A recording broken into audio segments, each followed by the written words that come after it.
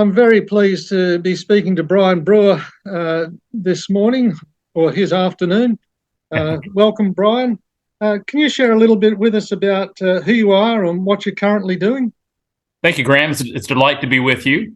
Yes, my name is Brian Brewer, and I am a professor of historical theology at Baylor University in Waco, Texas. Baylor, I think, is often regarded as the largest Baptist research university in the world, and I'm delighted to serve at the seminary at Baylor, which is Truett Theological Seminary. I've been there for 16 years, and I get to teach every semester the historical theology of the Reformation period. Man, that's living. That's got to be the best job ever. It's wonderful. So when did you first become aware of Anabaptists and Anabaptism? Well, this story has a fall and a redemption to it. I had two, to tell you the story, I need to tell you about my first two exposures to Anabaptism. The first one was in a seminary class, and I was in the first class at Truett Seminary. So it's actually, ironically, in the very class that I teach today. But my professor then did not introduce the Anabaptist writing very well. And with little background, my first exposure to Anabaptism, I didn't remember the author or the treatise or what the confession might have been, but I disliked the premise of the entire piece because it was arguing that the church was a visible community and that Anabaptism was the one true, holy, and spotless church. And I initially dismissed that reading as closed-minded and anti-intellectual and insulary in my sophomoric, late 20th century ecumenical mind. And its claim that it was restoring the ancient and true church conveyed to me a sort of simple-minded primitivism that just wasn't sophisticated or urbane in the way it did its theology. And so I dismissed not just that document, but the entire Anabaptist movement for a few years. But thankfully, and here comes the redemption part, when I got into graduate work and my PhD work, my own PhD advisor, Donald Dayton, who was an American church historian, taught a seminar in Anabaptism. And I got to have a much more robust introduction to the Anabaptists. And it was there that I discovered that the Anabaptists were much more complex and nuanced and thoughtful and influential and even ecumenical than I had first thought as a young seminarian. And so it's really from that class that I was inspired to write my dissertation on one of the early Anabaptist theologians, and really saw that help develop my career in research thereafter. There you go. So the tricky one is, of course, everybody argues about defining what is Anabaptist. Yes. What's your view?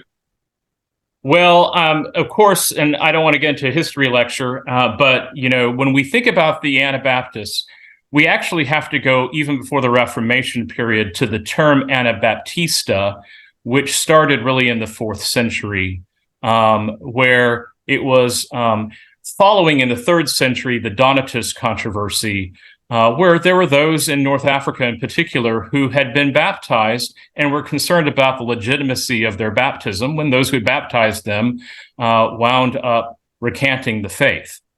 And so by the following century, in the 4th century, the empire, which was really the disciplinary arm of the church at the time, declared rebaptism as illegal. So in the 16th century, when those in the Holy Roman Empire began to see this practice, albeit for completely different reasons, be returned to, they had a legal precedent for executing or at least punishing those who committed this crime as they saw it.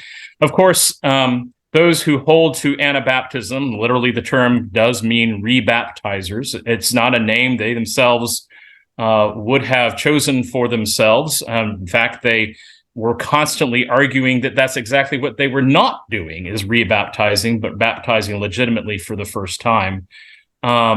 Nevertheless, they found themselves being executed or being exiled because of that. The practice of baptism, or believers' baptism, or at least withholding baptism from your children so that they can profess their faith before they are baptized, becomes the easy marker for determining who was actually an Anabaptist or not. But that sometimes distorts what I think true Anabaptism might be. Because I think what's most important, and this is controversial among Anabaptist scholars, people have different ideas on this, but I think most important to Anabaptism is their ecclesiology, that it's a believer's church that they're trying to establish, versus what they saw in magisterial Protestantism, which was seeing the church comprised of the wheat and the tares, that only God knows who are truly saved. And so it became in the minds and through the eyes of those who were Anabaptists that they were upholding, these magisterial Protestants, a kind of cultural Christianity, that if you're born in the community, you were therefore born into the church. And for the Anabaptists, what's most important is preserving the notion of faith as foundational to what it means to be a Christian.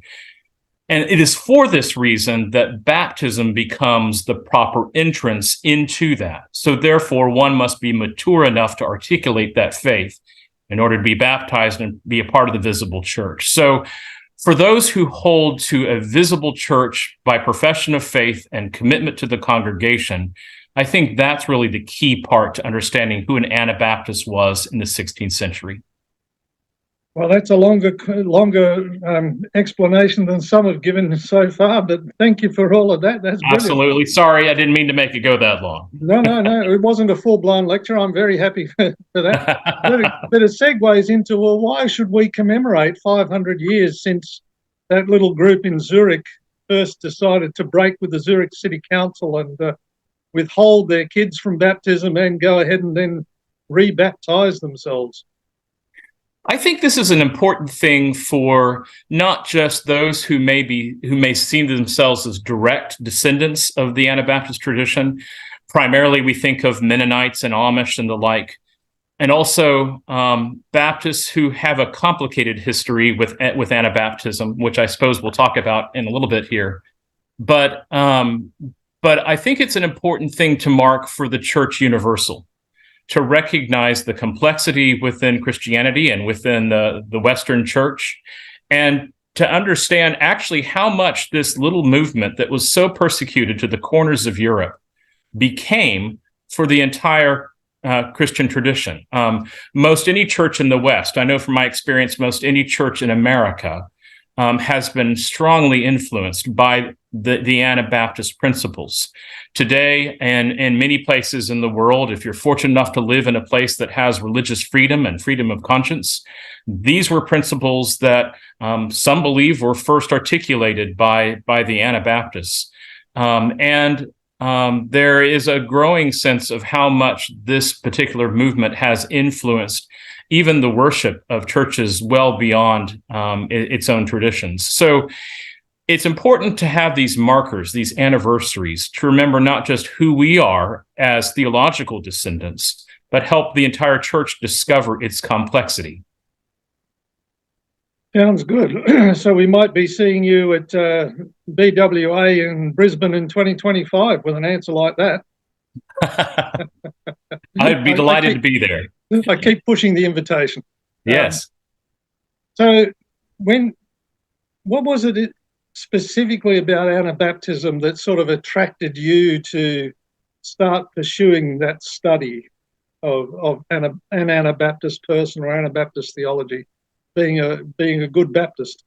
That's right. I was actually raised in a different Protestant denomination, and I came to become a Baptist by conviction in college.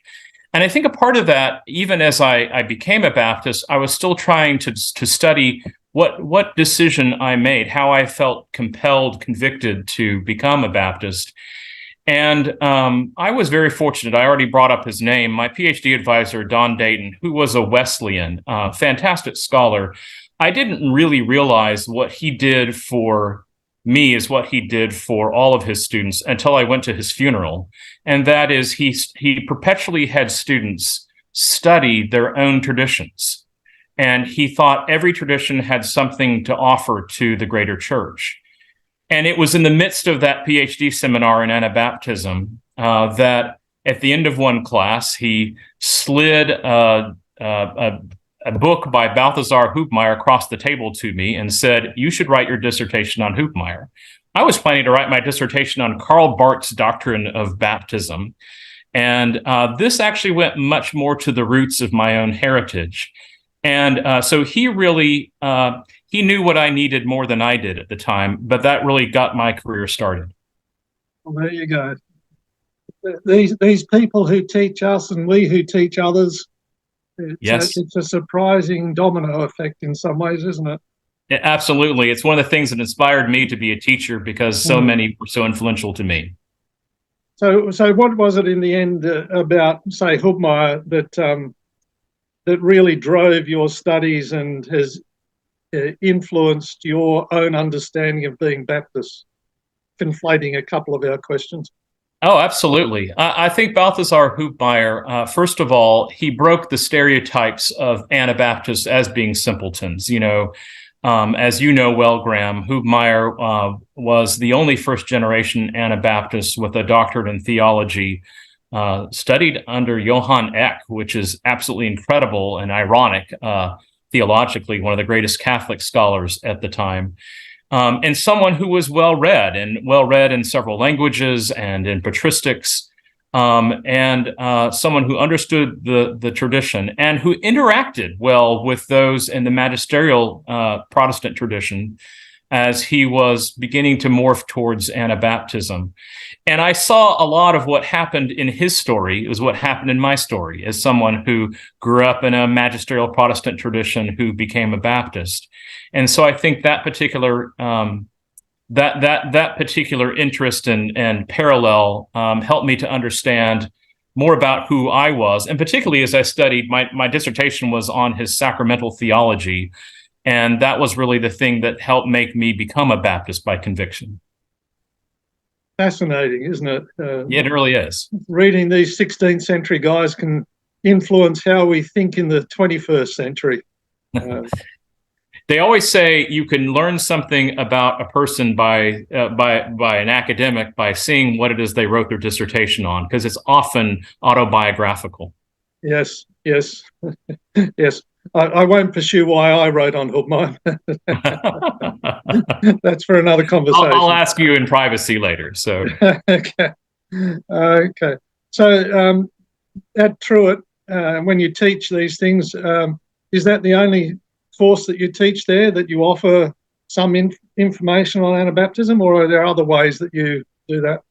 Well, that is the primary course. And let me say, I do more than one document as opposed to my predecessor. And so my students read a number of Anabaptist writings to understand something of their own heritage. But I do teach an elective simply on Anabaptism from time to time, and certainly incorporate Anabaptist ideas into really all of my theology classes. Yeah.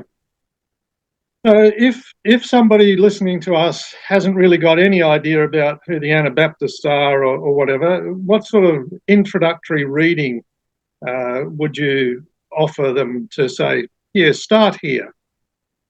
Yeah, if we're talking about simply books themselves, there are a few primers depending on which direction we wanted to take. There's a wonderful little textbook by Arnold Snyder, and you probably know this, but it's the Anabaptist A History and Theology, which I find to be a good, simple text on the Anabaptists in general. And then if someone was interested in the biographies of some of the leading Anabaptists, along with William Estep's Anabaptist Story, which is written in a style that that most historians don't use anymore, where he certainly is not writing empirically, but is taking a side. John Allen Moore, this is all books are now, books used to be out of print, but this book, now all books are in print thanks to the internet. But this Anabaptist Portraits, I think, is a very good introduction to some of the major Anabaptist thinkers. I think those are places to start. And this is probably more than you wanted, but in terms of primary text, if someone just wanted one simple, I love this little book on Anabaptist spirituality, and I think that's a good place to start, to have a collection of various writers and see what it is the Anabaptists themselves said during that time. Okay, and for those who have already got some understanding of this or wish to dig deeper? Yeah, so for those sort of wanting sort of a moderate background, if you've had a little bit of exposure and want to learn more, there's a classic book by Robert Friedman called the Theology of Anabaptism, which I think is a very good book. At the risk of self-promotion here, just this last year, we came out with this T&T Clark Handbook of Anabaptism that I edited.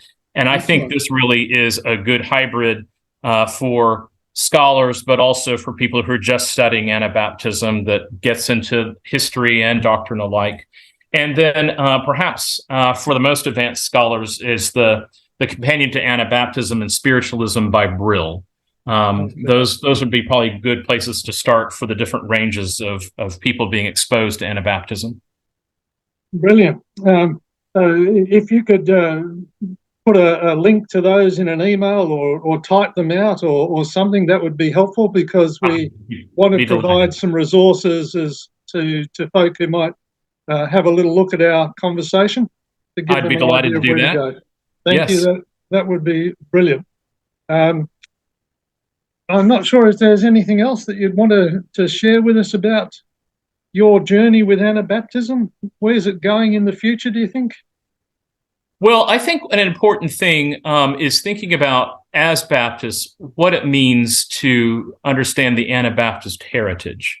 And my own view is that we are neither direct descendants, nor are we merely typologically related to the Anabaptists, but we're somewhere in between those two, in that those who know their Baptist history know that both with the General Baptists and the Particular Baptists, there was an interaction early on with the Waterlanders and other Anabaptists in the Netherlands, and so they understood themselves as having a similar faith, and they had an influence upon them undoubtedly.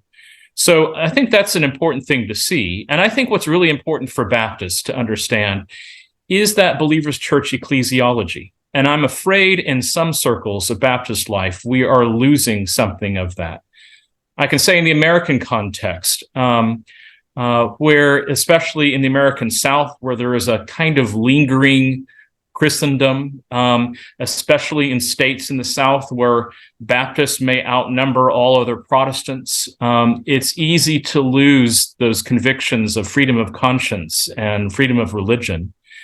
And even the believers' church, where I think some churches are tempted to baptize younger and younger children, and we become what it is that we actually initially opposed. And I think we have to be careful of that and be reminded of the discipline of what it means to be a believer's church. We might coin a phrase and call that Christendom creep. That's right. Or something like that. Yes. Well, it's been a pleasure to reconnect and chat, Brian, and hopefully we'll see you at some stage face-to-face in person, maybe, who knows, in Brisbane.